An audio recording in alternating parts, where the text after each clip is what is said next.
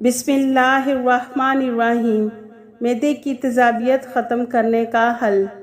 معدے میں تیزابیت اس وقت ہوتی ہے جب گیسٹرک گلینڈرز میں تیزابیت سیال کی سطح بڑھ جاتی ہے، جو کہ گیس، سانس میں بو، پیٹ میں درد اور دیگر امراض کا باعث بنتی ہے۔ جب تیزابیت معمول سے زیادہ ہو جائے تو سینے میں جلن یا تیزابیت کا احساس ہوتا ہے۔ معدے کی تیزابیت ختم کرنے کا آسان سا حل جو آپ کے کچن میں موجود چیزوں سے ہوگا۔ سونف۔ کھانے کے بعد کچھ مقدار میں سونف چبائیں۔ دار چینی۔ یہ مسالہ معدے کی تیزابیت کے خلاف کام کرتا ہے۔ اس کی چائے بہت مفید ہے۔